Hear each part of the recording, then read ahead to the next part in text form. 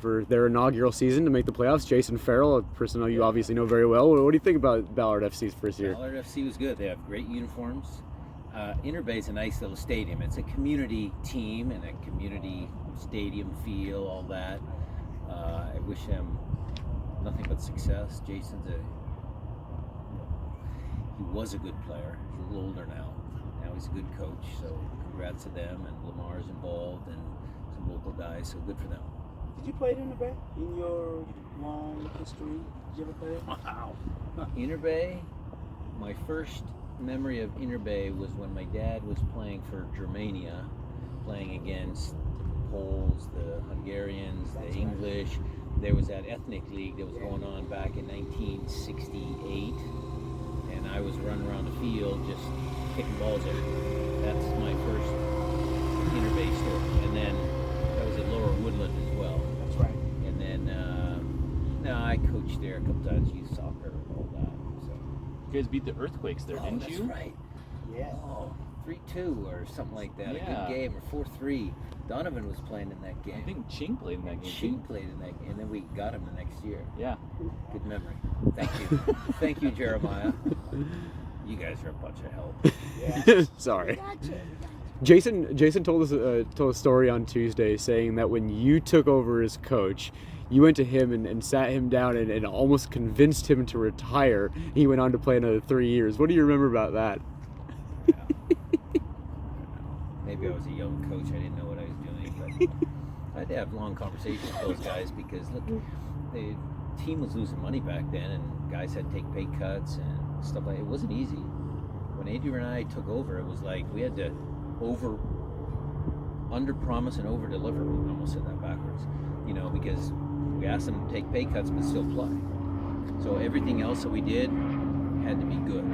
So I know he has a funny story to that. Brian, your team, Will talked about it after the loss, that they may have been trying too hard, and I just talked to Steph about it. You mentioned on Wednesday that training was going well. How has this whole week sort of kind of recharged and reset you guys? It's been good. I thought the first couple of days really, really good. And then maybe today, maybe a little too loose. I don't know. Duck goose. Yeah, I might go in there and, have a word with some guys. Because, look, we are a proud franchise. And those guys, do a great job of, staying competitive over many, many, many years. And we don't like losing 3 in a row.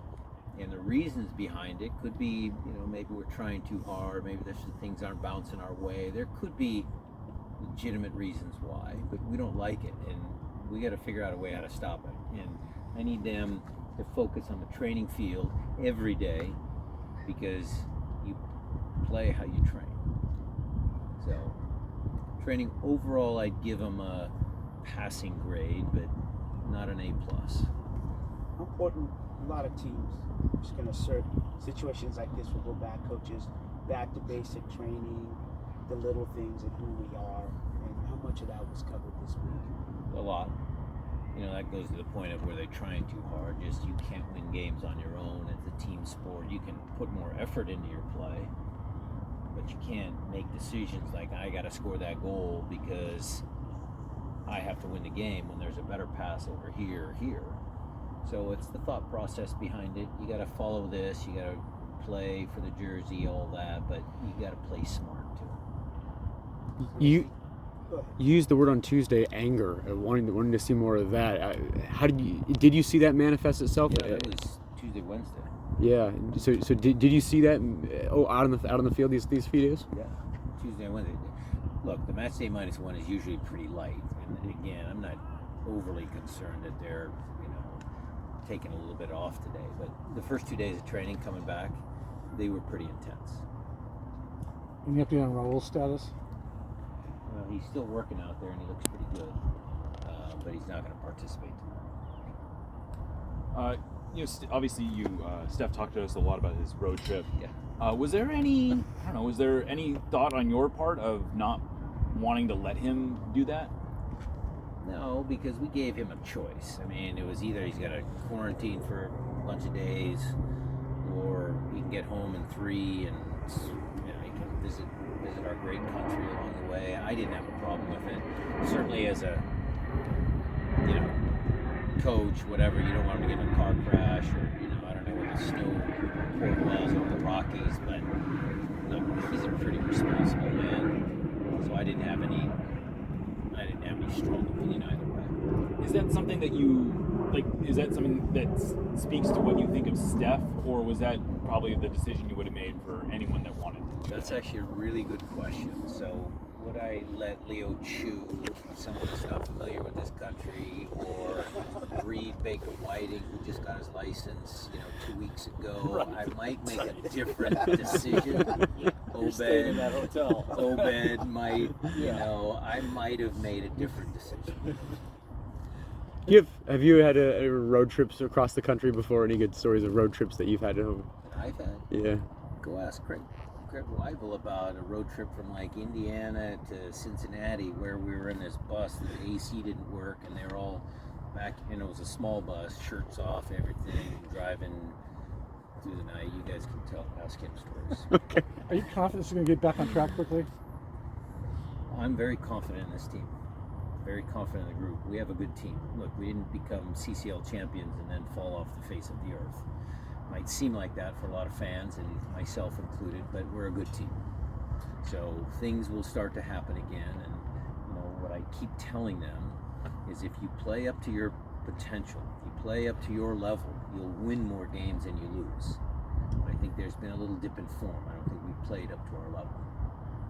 Stability and wisdom that he brings back there, Steph. Yeah. That should make a difference. Yeah, but Cleveland made some great saves. Oh, yeah, not. I mean, he was That's good why too. I use wisdom as opposed Yeah, to no. wisdom. Cleveland was good in his, but yeah, having step backs important. More specific, just how he's reading. You know what I mean? A little bit. He's had more. Well, he makes experience. saves. I mean, how many times have you guys? I mean, he's kept us in thousands of games. I mean, he makes saves all the time, keep us in games. Shot stopper, that's what you call it. Shot stopper. But he also is able to the Who? back line bringing it up. Him again. I mean, I'm staying on his Stephen Fry, just in terms of how he manages the back line, moving up and down. I would say he probably does a very, very good job. If again, I don't want to compare the goalkeepers, Andrew, Cleveland, and Fry, but yes, an experienced goalkeeper might have that little nuance, that ability to lead. The young guys have to get that as they progress through their careers and get more games. So yeah, Steph does a good job of organizing in front of them. Yes, absolutely. One other player I was curious about, Josh Atencio has been, where is he right now, and is he back to fitness? And Another good question. So yeah, we've been working him into form because he did have the injuries, and then Danny kind of overtook him. Danny got the first shot, and credit to Danny. But there's healthy competition there, and so for Josh, it's about getting some minutes with Defiance, getting his feet back here in training, and then he'll get his opportunities. He'll play when we have the fixture congestion and we need some bodies. But it sounds like Danny right now is Slightly ahead of him, yeah. And do they have a competition? I mean, they came up together. They know each other very well. A couple years ago was the thing I believe that drove them to be better.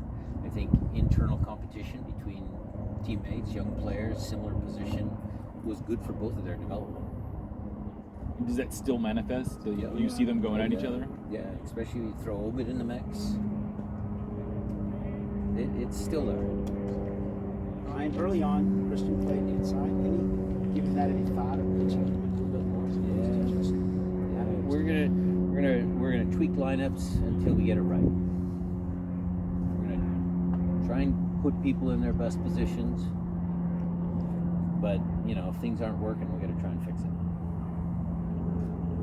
Coach, after the last game, I asked you about number 6 position. So on top of that question, what did you find out this week? What did you learn, and what's the game plan for tomorrow on that position? Well, the game plan for that position, you guys will find out an hour prior to kickoff. And what I want is to try and find some consistency in that position, because it was Albert and Danny, and Nico and Danny, and then Albert and JP, and then Albert and Obed, and Josh is going to get a chance. It's been kind of rotating, and that's part of the reason why we haven't had any consistency in the results. So we're going to try and solve that.